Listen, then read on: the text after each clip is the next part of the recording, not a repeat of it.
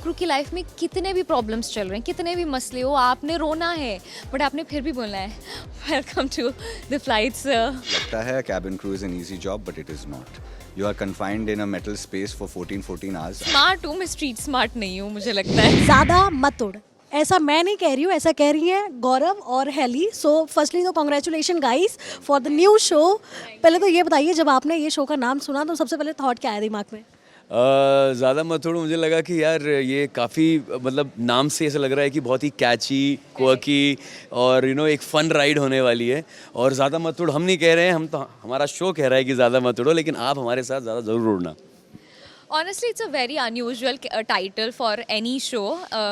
आप नहीं देखते हुए इस तरह के, आपको पता ही है किस तरह के टिपिकल नाम होते हैं शोज़ के, but this was very catchy, very interesting. Like अच्छा ये क्या होने वाला है। सो या एक्साइटिंग तो था, नाम से ही काफ़ी एक्साइटिंग था। जैसे अगर यूजुअल नाम होता तो ऐसा कुछ होता कि ओ मेरी जान हमारे साथ भर ले उड़ान, समथिंग लाइक दैट। लेकिन ये ज़्यादा मत उड़ मतलब, और ये ऐसा फ्रेज है जो हम लाइफ में बहुत सुनते हैं, बहुत कहते हैं, तो बहुत ही एक कनेक्टिविटी है। Yes to it. ऑल्सो यहाँ जब सेट देखा, सारे मतलब आपके आउटफिट्स देख रहे हैं तो मतलब कुछ अलग ही फील हो रहा है। मुझे लग रहा है पहली बार टेलीविज़न पे कुछ अलग शो हटकर आ रहा है। सो हेली, पहले तो मुझे आप ये बताइए, आप इतने सालों के बाद डेली सोप में आ रही हैं, मतलब ये अचानक से कैसे हुआ? और इसके पहले कितने शोज रिजेक्ट किए आपने?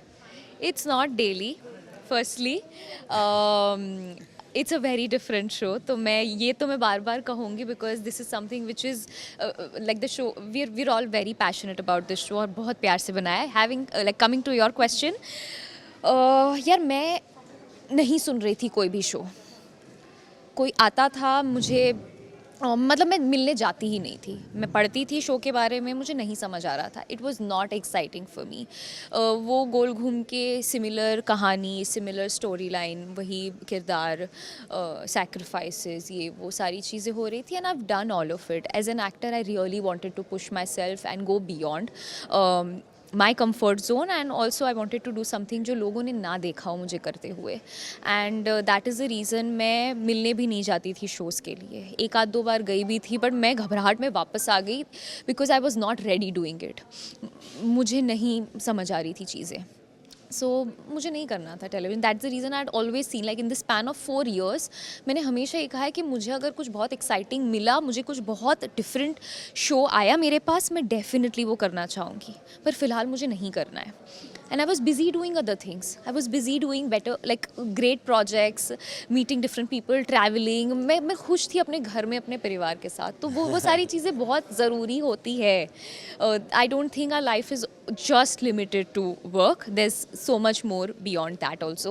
तो वो सारी चीज़ें थी। when this came up my way in November, I was like यार this sounds very interesting, मुझे करना है।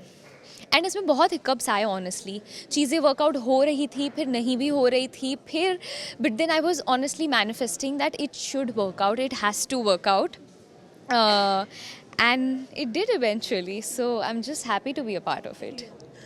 सो जैसे शुरू में ही हमें पता चल गया है शो का कॉन्सेप्ट एकदम अलग है, तो आप लोग मुझे बताइए, यहाँ पे आप लोग एक एयर हॉस्टेस या अटेंडेंट जिसकी लाइफ जी रहे हैं आप, ये कैरेक्टर ऑलरेडी शूट चालू हो गया है, क्या डिफ़िकल्टीज आपने देखी है कि हाँ एक एयर हॉस्टेस या अटेंडेंट को फेस करना पड़ता होगा? एंड आपकी कोई जर्नी, अगर आपने कुछ बहुत ज़्यादा हैपनिंग हुआ होगा आपकी लाइफ में while travelling?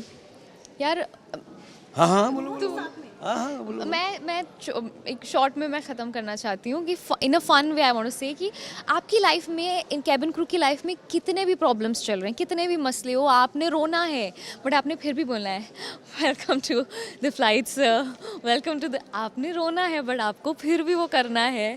So that is something you have to show up, you have to have that happy face and very inviting welcoming face कि sir we are so glad to have you on board. वो सारी चीज़ें होती है। Apart from that I think बहुत I totally agree with what she is saying. और सबसे important चीज़ जो हम लोग नॉर्मली एज पैसेंजर्स ध्यान नहीं देते कि जो कि एक बड़ा जेन्युइन पॉइंट मुझे लगता है कि, और आजकल कई ऐसे केसेस भी होते हैं जहाँ लोग सही से ट्रीट नहीं करते हैं फ्लाइट अटेंडेंट्स को, तो वो मुझे लगता है कि वो अपनी जॉब कर रहे हैं, उनकी जॉब है हमें सर्व करना, but they are not our servants, they are also human, they are just doing their job. But sometimes वो एक सेंस ऑफ एंटाइटलमेंट आ जाता है पैसेंजर्स में, और मतलब अपार्ट फ्रॉम दैट हाँ कि आप नहीं करके देना है मतलब हाँ, तो वो एक चीज़ है। और हर फ्लाइट में भांति भांति के लोग आते हैं, अलग अलग कैरेक्टर्स होते हैं, तो हमारे शो में भी ऐसे अलग अलग डिफरेंट कलरफुल कैरेक्टर्स आते हैं हर एपिसोड में। और उनके साथ डील कैसे करना है, वो कैसे कैसे हम भी अपने आप में अलग अलग कैरेक्टर्स हैं, और नए नए लोग आते हैं उसमें, तो वो how we deal with them is a very interesting process. We deal with and how we deal with is going to be very You're quirky going and to fun. take interviews also with her. मतलब on the show मतलब hi guys. तो जैसे कि show में अनीस और काजल के बीच में ये गोल्डी और गोपाल आ जाते हैं, ऐसे हमारे इंटरव्यू में भी आ चुके हैं। वेलकम। सो शहजाद, अब एंट्री मारी आपने, बताइए कैसा चल रहा है आप लोगों का शूट। ऑल्सो अभी यहाँ पे बातें हो रही थी कि अटेंडेंट या फिर जो एयर होस्टेस होती है उन्हें कितनी डिफिकल्टीज फेस करनी पड़ती है अलग अलग पैसेंजर से मिलने पे। अब That side, so he knows better.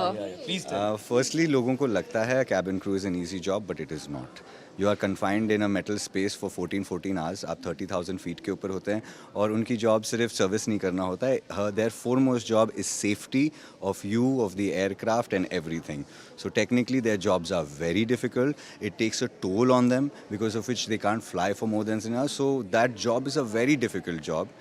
But it's a very fun job also because you get to travel the world, you get to meet new people and it's an amazing lifestyle if you can be a part of it.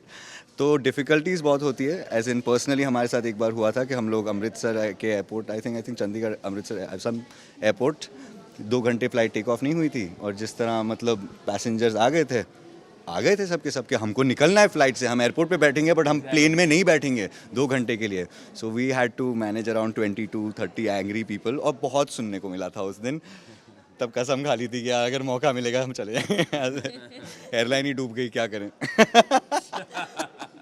Also अभी आपने कई बार देखा होगा जो videos viral होती है, कई बार जब फ्लाइट्स डिले होती है, कई बार टेक्निकली हो जाता है बहुत सारी चीज़ें, बट आपने देखा होगा कि जो ट्रैवलर्स होते हैं वो चढ़ जाते हैं, मतलब वो अलग अलग उनके एक्सप्रेशंस बाहर आते हैं, मतलब कई बार तो मारना पीटना हो जाता है. उस पर क्या रिएक्ट करना चाहेंगे? ऐसा कोई सीन देखने मिलेगा आप लोगों के साथ? हर एपिसोड में यही दिखेगा आप लोगों को. हर एपिसोड में अलग अलग टाइप के passengers. We are just the viewers. Things are happening. हाँ प्लीज. आप देखिए, आपको लगेगा अरे हाँ ऐसे लोग होते हैं. Obviously you will see everything with a lot of humorous touch to it and बड़े अच्छे से हम दिखाने की कोशिश करेंगे और आपको लगेगा हंसी आएगी कि होते हैं ऐसे लोग. मतलब अगर नॉर्मल पैसेंजर्स ट्रैवल करेंगे तो ना फ्लाइट में मज़ा है ना शो में, इसलिए हमारे हर एपिसोड की हर फ्लाइट में बहुत ही अलग अलग रोमांचक किरदार मिलेंगे जिनसे हम बड़े अलग अलग तरीक़ों से डील करेंगे, तो बहुत मज़ा आने वाला है.